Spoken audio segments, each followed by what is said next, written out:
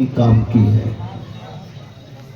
اس لیے جائیداد اللہ کی نعمت ہے، اولاد اللہ کی نعمت ہے، خاندانی تسلسل کا آگے بڑھنا اللہ کی نعمت ہے، مگر ان ساری نعمتوں سے بڑھ کر ذہنی سکون ہے، اور ذہنی سکون کا ذریعہ بیویاں ہوتی ہیں۔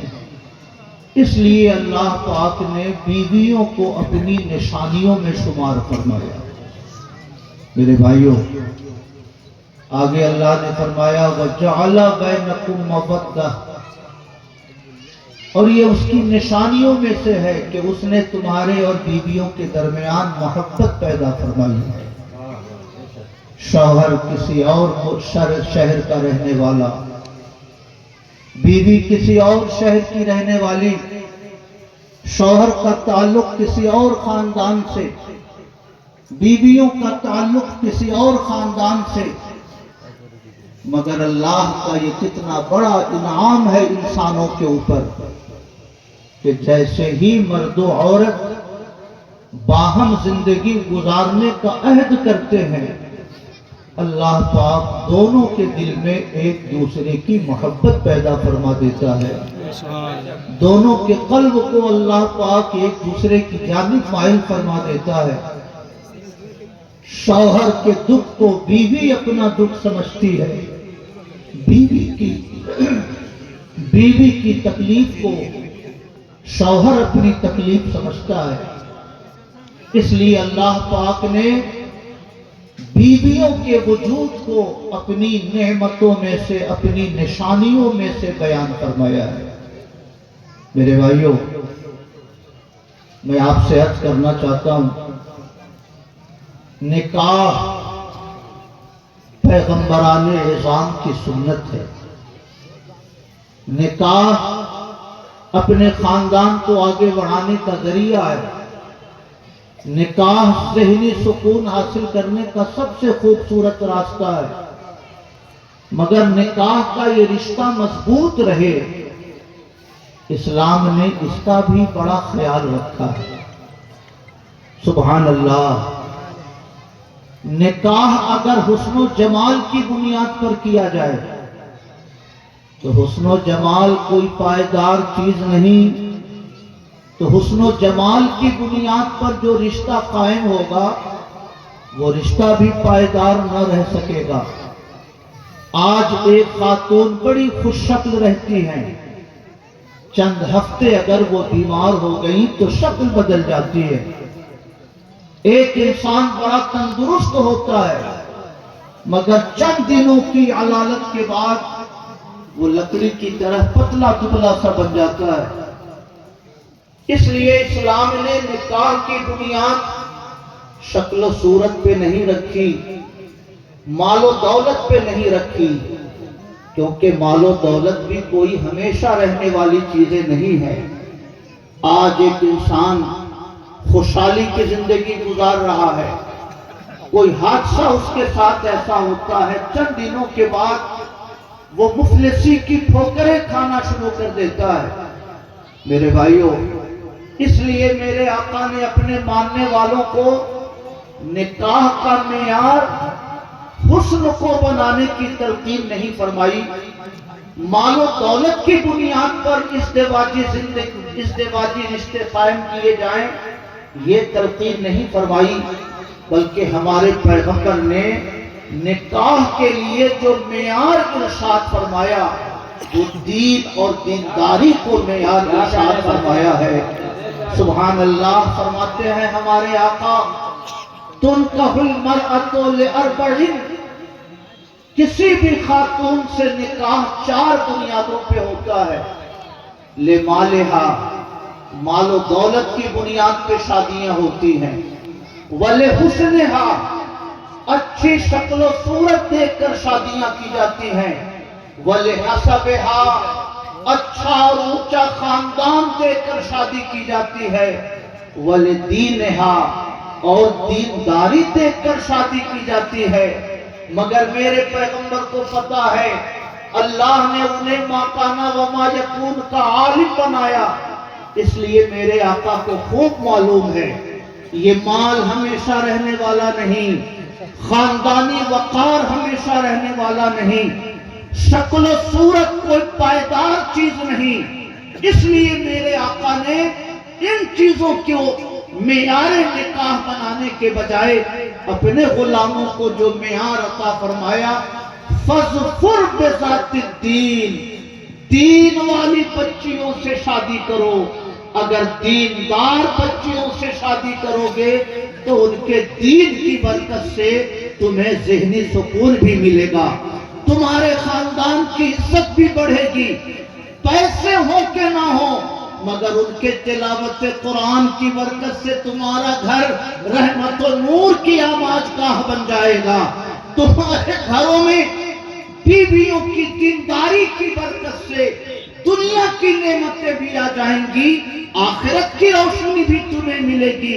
اس لیے ہمارے آقا نے فرمایا فَاظْفُرْ بِذَاتِ الدِّینِ، دین والی بچیوں کو اپناؤ، کیونکہ دین جس گھر میں آتا ہے وہاں ایمان آ جاتا ہے، وہاں خاندان کا وقار آ جاتا ہے، وہاں عزت آ جاتی ہے، وہاں دولت کی روشنی آ جاتی ہے۔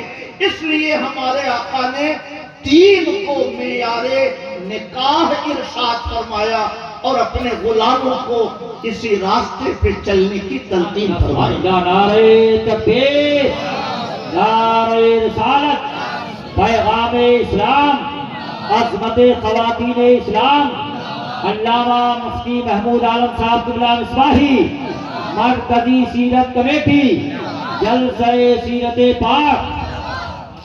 بلکہ آقا نے دوسرے مقام پر ارشاد فرمایا جو مال و دولت کی وجہ سے شادی کرے گا لم یزدد الا فقرا، اللہ اس کی محتاجی میں اضافہ فرمائے گا۔ جو حسن و جمال کی وجہ سے شادی کرے گا اللہ تعالیٰ اسے قلبی ناآسودگی میں مبتلا فرمائے گا۔ میرے بھائیوں، مگر عجیب مسئلہ ہے آج کی برادری کا، آج کی قوم کا، آج کی امت کا۔ آج ہمارے یہاں شادیوں کا معیار صرف اور صرف مال کو بنایا جاتا ہے۔ ہمارے مذہب نے یہ تلقین کی تھی وَأُحِلَّ لَكُمْ مَا وَرَاءَ ذَلِكُمْ أَن تَبْتَغُوا بِأَمْوَالِكُمْ، تمہاری مائیں تم پر حرام، تمہاری بیٹیاں تم پر حرام، تمہاری خالائیں تم پر حرام، تمہاری پھوپھیاں تم پر حرام۔ محرم عورتوں کا ذکر کرنے کے بعد آقا نے فرمایا، اللہ نے فرمایا وَأُحِلَّ لَكُمْ مَا وَرَاءَ ذَلِكُمْ، ان عورتوں کے سوا جو دیگر خواتین ہیں تمہارے لیے جائز کی گئی ان تبتغوا بِأَمْوَالِكُمْ، کہ تم اپنا مال دے کر ان سے شادی کرو، مہر دے کر ان سے نکاح کرو۔ مگر انسانوں کی کھوپڑی ایسی الٹ گئی کہ مہر دے کر شادی کرنے کے بجائے، مال دے کر شادی کرنے کے بجائے اب ہمارے معاشرے میں مال لے کر شادی کرنے کا رواج دن بدن تیز سے تیز تر ہوتا جا رہا ہے۔ مطالبہ جہیز آج کے معاشرے کا ایک ناسور بنتا جا رہا ہے۔ میں عرض کرنا چاہتا ہوں، آقا نے فرمایا ہے جو مال کے لیے شادی کرے گا لم یزدد الا فقرا، اللہ اس کی محتاجی میں اضافہ فرمائے گا۔ آپ معاشرے کو دیکھو، جن گھروں میں مال لے کر شادیاں ہوتی ہیں، شادیوں کے بعد بچیوں کا سلسلہ بڑھ جاتا ہے، کئی بچیوں کی پیدائش ان گھروں میں ہو جاتی ہے۔ جتنا مال آپ نے لیا ہے اس سے کئی گنا مال آپ کو دینے کی تیاری کرنی پڑتی ہے۔ کاش ہم نے مال کو مطمح نظر نہ بنایا ہوتا، کاش ہم نے مطالبہ جہیز کی لعنت کی طرف قدم نہ بڑھایا ہوتا، تو دولت نہ بھی ہوتی تو یہ بیویاں ہمارے لیے سکون کا ذریعہ ہوتی۔ ان کی دینداری کی برکت سے ہمارے گھروں پر رحمت الہی کا نزول ہوتا، مگر دین پیچھے چلا گیا۔ اب ہر انسان مطالبہ جہیز کو اپنے لیے فخر کا سامان سمجھا کرتا ہے۔ میرے بھائیوں، تھوڑی دیر ٹھہر کر میں آپ کو اس بات کی طرف متوجہ کرنا چاہتا ہوں، مطالبہ جہیز کی لعنت اسلامی معاشرے پہ کیسے مسلط ہوئی۔ جہیز دینا میرے پیغمبر کی سنت ہے، مگر جہیز کا مطالبہ کرنا یہ بدعت ہے اور لعنت ہے، انسانوں کے لیے اخروی نقصان کا سبب ہے۔ جب بھی کسی معاشرے سے کوئی سنت اٹھتی ہے تو اس کی جگہ بدعت مسلط کر دی جاتی ہے۔ ہمارے معاشرے کی سنت تھی وراثت، ہم نے وراثت سے آنکھیں چرا لی تو ہمارے اوپر مطالبہ جہیز کی لعنت مسلط کر دی گئی۔ کاش مسلمان اپنے بیٹوں کے ساتھ ساتھ اپنی بیٹیوں کو بھی وراثت دیتا، اپنی بیٹیوں کو بھی اپنے مال میراث سے کچھ حصہ دیتا۔ سبحان اللہ، للذکر مثل حظ الانثیین، مردوں کے لیے 2 عورتوں کے برابر حصہ ہے، بیٹے کو 2 بیٹیوں کے برابر ملے گا، 2 بہنوں کے برابر بھائی کو ملے گا۔ یہ فارمولہ قرآن نے ہمیں دیا تھا۔ اگر ہم اپنی بیٹیوں کو اپنی جائیداد سے وراثت دیں، یہ سارے فتنے خود بخود دفن ہوتے چلے جائیں گے۔ کسی بچی کے بارے میں اگر ہم نے وراثت کا قانون نافذ کیا ہوتا، شادیوں میں کوئی رکاوٹ نہ ہوتی، لڑکے سمجھتے کہ ہماری ہونے والی بیوی اتنی زمین کی مالک بننے والی ہے، مکان کے اتنے حصے کو کہ وہ ملکیت پانے والی ہے، کوئی پاگل سے پاگل بھی موٹر سائیکل کا مطالبہ نہ کرتا، کوئی پاگل سے پاگل بھی 1,00,000 2 لاکھ روپے کا مطالبہ نہ کرتا، مگر ہم نے اپنی بیٹیوں کو وراثت سے محروم کر دیا۔ ظاہر ہے کہ جب کسی معاشرے سے سنت اٹھتی ہے تو بدعت مسلط ہوتی ہے۔ آج بیٹیوں کو پڑھایا جاتا ہے، ضرور پڑھائیں، پڑھانا یہ اسلام کی تعلیم ہے، اپنی بیٹیوں کو اعلیٰ تعلیم دے، یہ اسلام کا نصب العین ہے، مگر آج کل لوگ اس لیے بیٹیوں کو پڑھاتے ہیں تاکہ بیٹیاں آتم نربھر ہو جائیں، بیٹیاں خود کفیل ہو جائیں، بیٹیاں کسی کی محتاج نہ رہیں۔ میں عرض کرنا چاہتا ہوں، اس تعلیم کے چکر میں ہماری بیٹیاں بھوپال جاتی ہیں، اندور جاتی ہیں، دلی جاتی ہیں، تنہا زندگی گزارتی ہیں، غیر مخلوق معاشرے میں رہنے کے سبب اپنی عصمت اور اپنی عزت کے جوہر سے محروم ہو جاتی ہیں۔ کاش اسلام نے ہمیں اپنی بیٹیوں کو آتم نربھر بنانے کا جو فارمولہ دیا تھا، وراثت کی شکل میں اگر ہم نے اپنی بیٹیوں کو اپنی جائیداد میں حصہ دیا ہوتا، میری بیٹیاں خود کفیل ہوتی، ہماری بیٹیاں آتم نربھر ہوتی، شادیوں میں کوئی رکاوٹ نہیں ہوتی۔ خدا نخواستہ شوہر کا انتقال ہو جائے، اسی مال وراثت کے سہارے بچوں کی پرورش کر لیتی۔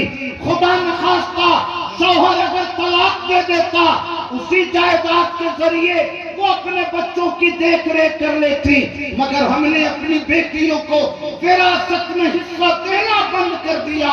نتیجہ یہ ہوا کہ ہماری بیٹیاں طلاق کے بعد در بدر کی ٹھوکریں کھاتی ہیں۔ ٹی وی اور ٹیلی ویژن کے چینلوں پر ہمارے قانون طلاق کو نشانہ بنایا جاتا ہے۔ میں عرض کرنا چاہتا ہوں، ہم مطالبہ جہیز کی حمایت نہیں کرتے، ہم آپ کو اس کا پس منظر سمجھانا چاہتے ہیں کہ مسلمانوں میں مطالبہ جہیز کہاں سے آیا۔ غیر مسلموں کے ہاں وراثت کا کوئی تصور نہیں تھا۔ جب بیٹیوں کی شادی ہونے لگتی 2 لاکھ 4 لاکھ روپے تلک کی شکل میں بیٹیوں کو رخصت کر دیتے تھے۔ اب بیٹی میری جائیداد میں تمہارا کوئی حصہ نہیں ہے، یہ 2 لاکھ روپے لو اپنے سسرال جاؤ، یہ 5 لاکھ روپے لو اپنے سسرال جاؤ، اب میری جائیداد سے تمہیں کوئی لینا دینا نہیں۔ مسلمانوں نے اسی طریقہ کار کو اپنانا شروع کر دیا، بیٹیوں کو وراثت سے محروم کرنا شروع کر دیا۔ ظاہر ہے کہ اگر بیٹیوں کو وراثت ہم نہیں دیں گے تو مطالبہ جہیز ہم پر مسلط ہوگا۔ آج بھی اگر امت عورت مسلمہ اپنے مکان کے 4 کمروں میں سے 1 کمرہ بیٹی کو دے دے، مطالبہ جہیز کا فتنہ خود بخود ختم ہوتا چلا جائے گا، مانگنے کا یہ غیر اخلاقی سلسلہ خود بخود بند ہوتا جائے گا۔ میں یہ عرض کرنا چاہتا ہوں، اسلام نے بیٹیوں کو آتم نربھر بنانے کے